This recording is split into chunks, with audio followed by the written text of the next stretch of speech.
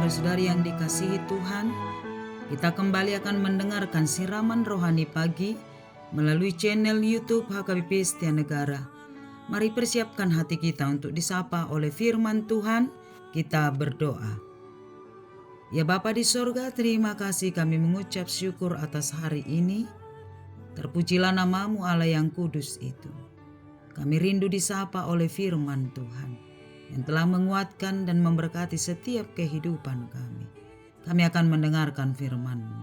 Bila roh Tuhan memateraikannya dalam hati dan pikiran kami. Di dalam nama Yesus kami berdoa. Amin. Firman Tuhan bagi kita pada hari Jumat 23 Januari 2026 tertulis dalam kitab 2 Samuel 2 ayat 6. Demikian firman-Nya. Oleh sebab itu, Tuhan kiranya menunjukkan kasih dan setianya kepadamu.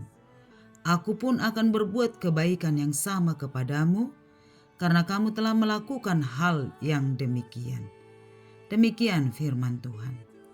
Saudari-saudariku yang dikasihi Tuhan, nats renungan kita pada hari ini adalah panggilan Allah kepada Daud menjadi raja atas Israel untuk menggantikan Raja Saul. Daud adalah raja yang dipanggil dan dipilih oleh Tuhan melalui Samuel. Daud bukanlah hasil pilihan manusia, tetapi pilihan Allah sendiri. Setelah Allah memilih Daud menjadi raja untuk menggantikan Saul, ternyata itu menimbulkan kecemburuan dan iri hati kepada Daud dari Saul sendiri. Sehingga Saul selalu merencanakan kematian Daud melalui mengejar-ngejar Daud dan berencana untuk membunuh Daud. Namun karena iman dan kepercayaan Daud kepada Allah, dan Allah adalah Allah yang setia kepada pilihannya, akan menjamin keselamatan orang-orang yang dipilihnya. Tuhan selalu punya caranya sendiri untuk menyelamatkan Daud dan meluputkan Daud dari rencana jahat Saul. Hingga pada nats ini, meskipun Daud adalah pilihan Allah, namun dengan kerendahan hati, ia menghargai Saul dan berkata bahwa Daud mau diurapi menjadi raja adalah ketika Saul telah mati. Dan itulah konteks nats kita pagi ini, adalah ketika Saul telah mati, Daud akan diurapi menjadi raja. Daud bertanya kepada Allah, memohon petunjuk kepada Tuhan, dan berkata kepada Tuhan, "Kemanakah aku akan pergi?" Allah berkata kepadanya, "Pergilah ke kota Hebron."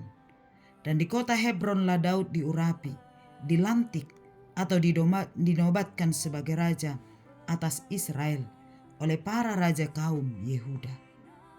Daud resmi menjadi raja, dan sebagai raja, ia tidak hanya memperhatikan orang-orang yang mendukungnya, yang bersuka cita atas pelantikannya, tapi juga dia memberi perhatian, penuh cinta kasih kepada orang-orang yang mungkin tidak menginginkannya.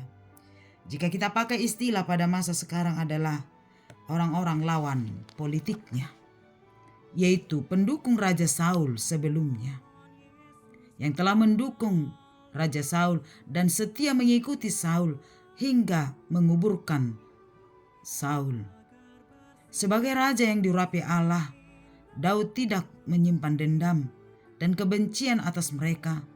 Meskipun mungkin pada prosesnya, orang-orang yang telah mendukung Raja Saul adalah juga ikut orang-orang yang menginginkan kematian Raja Daud.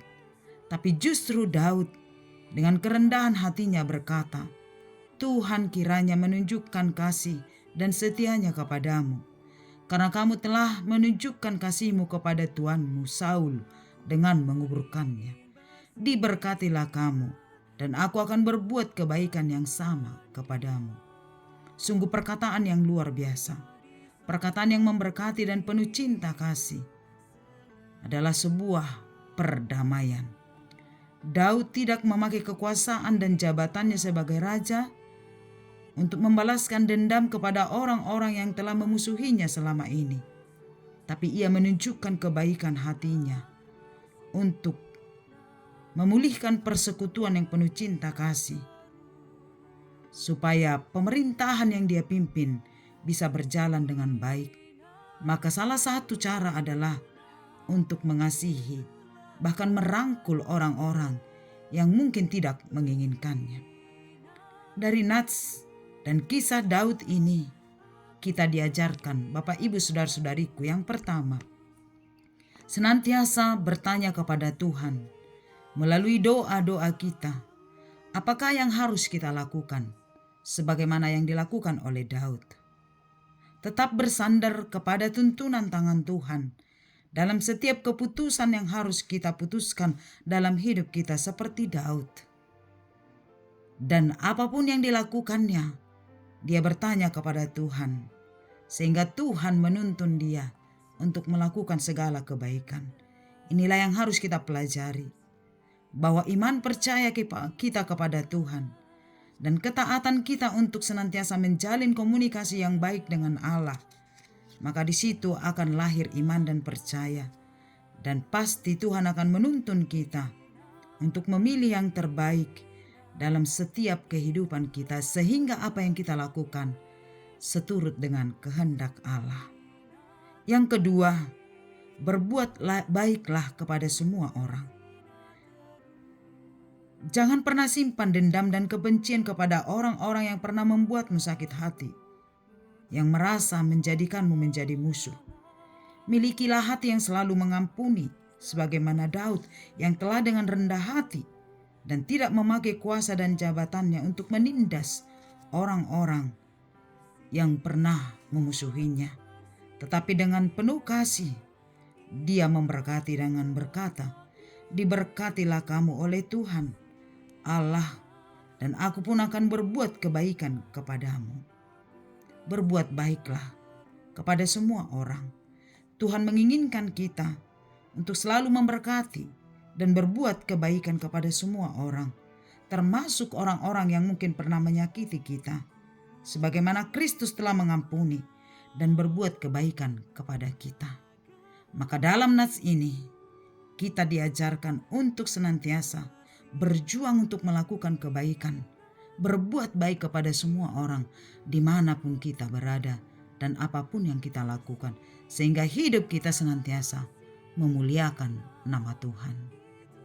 Amin. Kita berdoa. Terima kasih Bapa yang baik buat sapaan firman Tuhan yang sungguh indah pagi hari ini.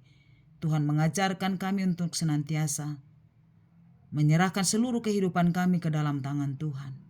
Bahkan segala apa yang akan kami putuskan untuk kami lakukan, kami bertanya kepada-Mu, ya Tuhan, apakah yang hendak akan kami lakukan. Sehingga Roh Tuhan akan menuntun kami untuk mengambil keputusan dan melakukan segala pekerjaan kami seturut dengan kehendak Tuhan. Tuhan juga menghendaki kami Bapa yang baik untuk selalu melakukan kebaikan kepada semua orang, mengampuni dan penuh cinta kasih, memberkati dan menjalin kerjasama, bahkan persekutuan yang penuh damai. Jangan biarkan kami menyimpan dendam dan kebencian kepada siapapun, bahkan orang-orang yang mungkin pernah menyakiti hati kami. Kini kami berkata, Bapa, kami bersedia mengampuninya karena Kristus telah mengampuni kami. Terima kasih. Tuhan, tolong kami untuk selalu melakukan kebaikan, memakai setiap kesempatan dalam hidup kami untuk berbuat baik. Berkatilah kehidupan kami sepanjang satu hari ini. Biar apapun yang kami lakukan Tuhan, Tuhan menuntun kami untuk melakukannya seturut dengan kehendak-Mu. Berkati setiap pekerjaan tangan kami, sehingga itu akan mendatangkan sukacita bagi kehidupan kami. Berkati jemaat Tuhan yang sedang berulang tahun hari ini, baik ulang tahun kelahiran ataupun ulang tahun pernikahan. Tuhan memberkati, memberikan kesehatan, sukacita, dan damai sejahtera, bahkan panjang umur. Berkati jemaat Tuhan yang sedang dalam perjalanan, Tuhan Engkau memberkati dan menjaga senantiasa. Kepada-Mu kami berserah. Biar Tuhan memberkati kehidupan kami sepanjang hari-hari kami. Jemaat-Mu yang sedang sakit, mari Engkau pulihkan. Yang sedang berduka oleh karena bencana alam, kemalangan, kematian dan apapun, Tuhan yang menghiburkan. Sehingga hidup kami senantiasa bersyukur kepada-Mu. Terima kasih Bapa. Kepada-Mu kami serahkan kehidupan kami. Dalam nama Yesus kami berdoa. Amin. Anugerah Tuhan kita Yesus Kristus, kasih setia Allah Bapa, dan persekutuan dari Roh Kudus menyertai-Mu.